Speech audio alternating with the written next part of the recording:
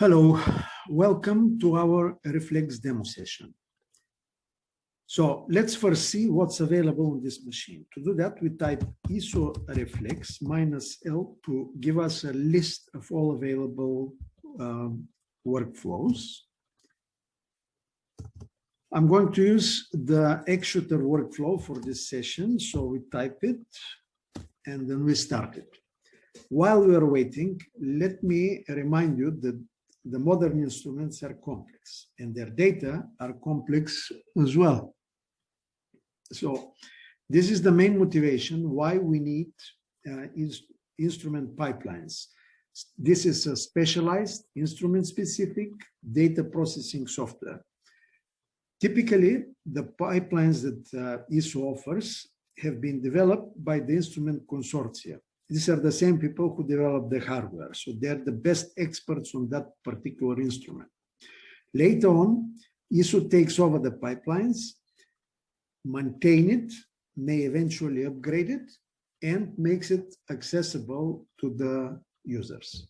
Right now, ESO offers 22 instrument pipelines, including some for retired instruments for the benefit of archival users. There are three different ways to run ESO pipelines. These are ESO Rex, Gasgano, and Reflex. Reflex is the recommended tool. And voila, here we have the workflow canvas for the X-Shooter data. So the canvas can be divided in two halves. The upper half contains some help on the left, some setup directories at the center, and some global parameters on the right. The setup directories do not need to be changed for this demonstration because I'm going to use the data that come with the demonstration data that come with the workflow. But if you want to process your own data, you have to put up the correct directory where the raw data are, and you also have to set up the output directory. It's important that those two are not the same. Otherwise, the data sorting can get confused. On the right side, I'm going to zoom a little bit. You have certain parameters that determine the global behavior of the workflow. This includes interactivity, saving the data, intermediate results, etc., etc. Just for demonstration purpose, I'm going to change the viewer. And so, for example, let's see, where is SkyCut? Here. And then we replace the X view with another viewer, and then we're ready. Now, to see the entire workflow, we can press this button next to plus minus, which will scale the workflow.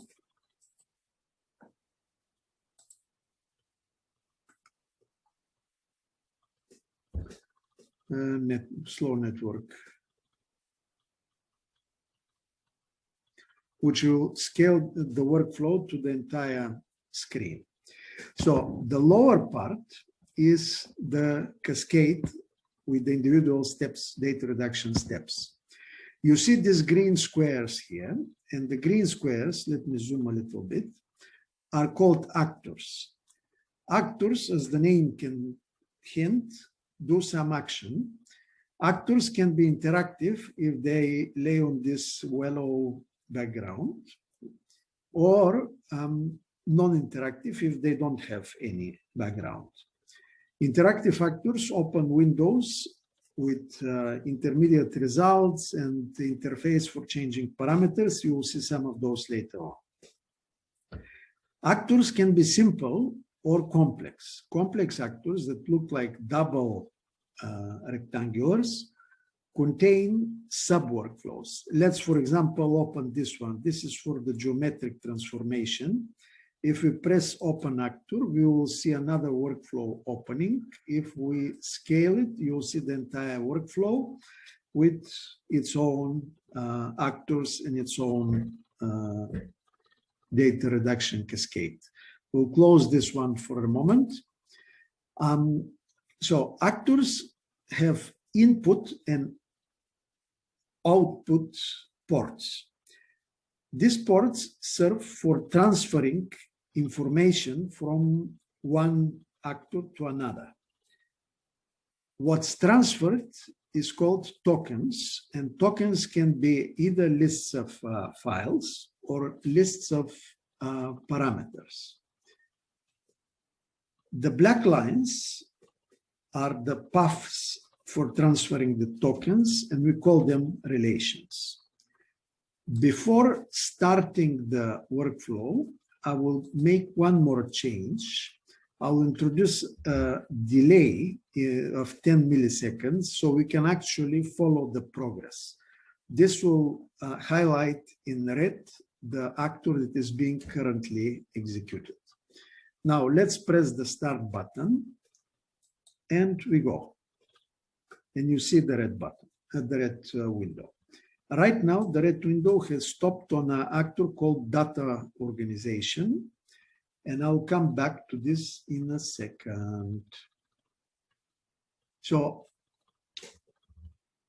before I go on, I want to outline a few reasons why using reflex workflows is so advantageous. First of all, it will, as I mentioned, the pipelines and the workflows are made by the best experts in the world on that particular instrument. So you benefit from that collective experience gathered over many years. Next, Reflex is easy to use. You already saw that it's visually oriented and hopefully is somewhat, at least, intuitive. And third, the workflow and the data reduction recipes are documented. Now, I'm well aware that there is no perfect documentation, and we are continuously working for improving the documentation as much as we can. So bear that in mind. There is a lot of help available and a lot of information both online and in offline as documents for every one of those workflows and pipelines. So the data organization now is ready. The pop-up window that we see here tells us what kind of data sets have been found. And the classification is something else that helps you if you go using Reflex workflows. This is done based on ESO provided set of rules implemented in ASCII file, something that you can edit. This set of rules for organization, classification, and association are often abbreviated as OCA rules. And they save you having to go through the headers of individual files, finding out which file is what, finding out the nearest calibrations. It does that too as well for you. And eventually grouping the files in proper groups, taking into account, making sure that there are the same spectra taken in position A and in position B and things like that.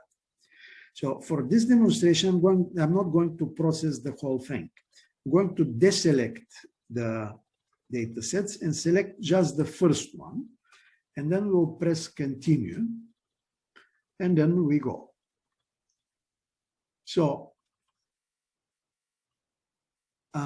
I have to admit that I cheated a bit here, but this cheat is actually not really a cheat. It is using one of the important features of the Reflex workflows that can save you a lot of time.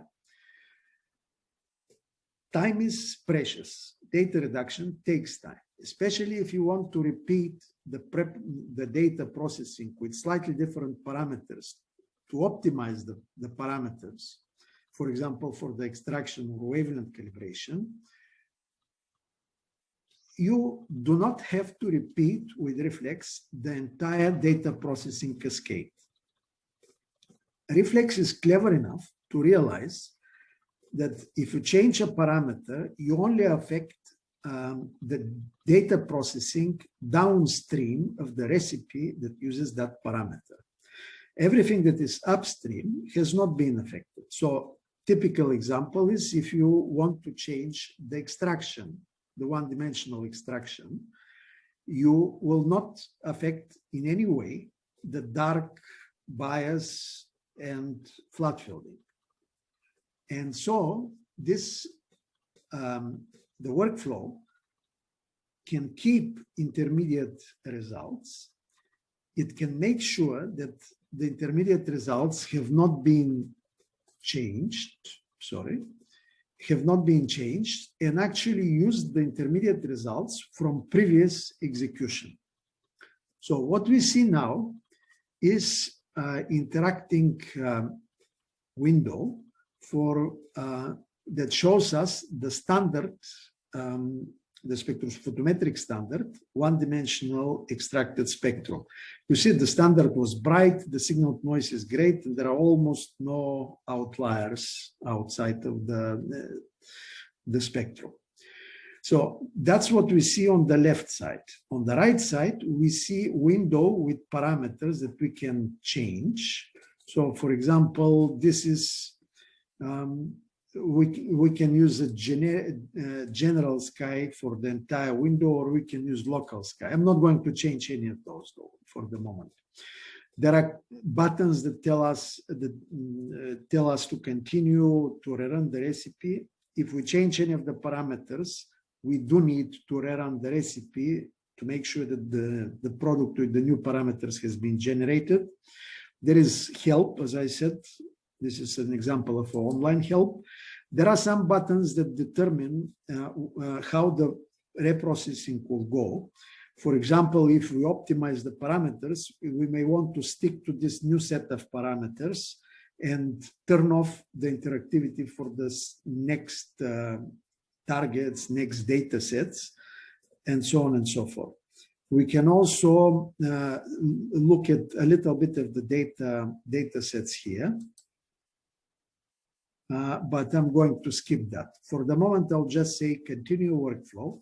Oh, and by the way, you see also a little bit of help. If you hover over windows, you have a little pop-up that tells you what you're actually looking at. So this is the two-dimensional merged spectrum of the object in ADUs. So we press on continue, and we go. While it's going, actually, I want to remind you that these global parameters here, erase dir false is making sure that intermediate results from the previous execution are not deleted. Global interactivity true is making sure that you end up with working in interactive mode, seeing all these interactive windows. False will bring us into what we call lazy mode, essentially a batch processing of large data sets. Another important thing, if we want to do batch processing, is this parameter here called recipe failure mode. And at the moment it's set to ask. So if a recipe fails, the workflow will just ask us what to do. But if you set it to continue, the workflow will just continue with the next data set. And then in the morning, you will see that, say, 99% of your 1 week long data set has been processed. And then you only have to deal with that 1% of problematic data. Now, let's go back to our window, standard extracted spectrum. For the fun of it, let's change value. Say, let's change this. This has to do with cosmic ray removal. So I'm going to change the number of iterations, say to 8. I'm going to rerun the recipe, and then it will continue.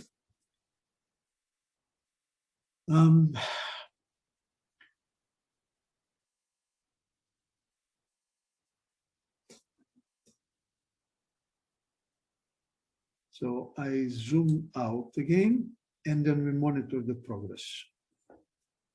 Of course, now this is a new data processing with a new parameter, so we have to wait a little bit. While we are waiting, I want to make one more point, and this is, I think, a very important point, that the data reduction is reproducible. So, of course, you have a record in the workflow itself, and you can save the workflow by going to File and then Export as XML. And then you can email this XML file to your collaborator at the other end of the world, and they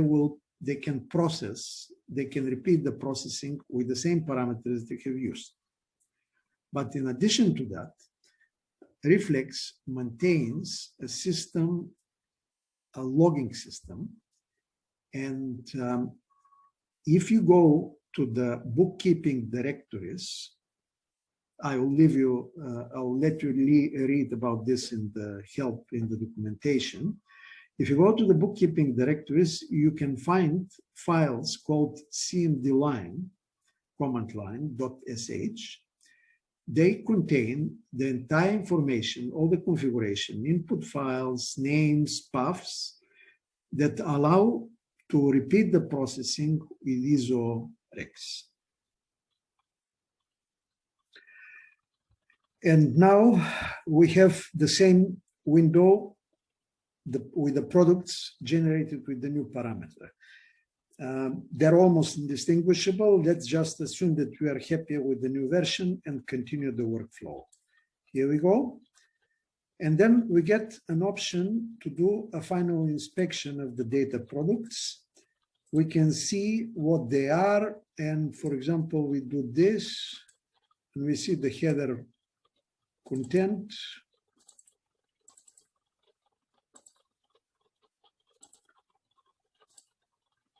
We can also see the science files.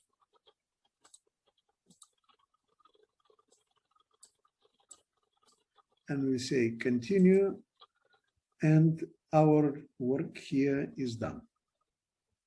Finally, for your reference, a few useful links. One is of the ESO instrument pipeline page, and you can use this QR code. This will take you there.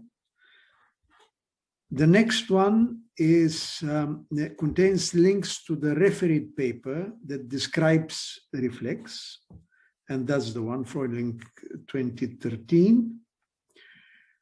A link to the ESO Reflex webpage where you can find the manual and examples. And finally, a link to the video tutorial on YouTube, which describes essentially the same thing that I showed you so far. And these are links in more traditional form for more conservatively minded users. Thank you.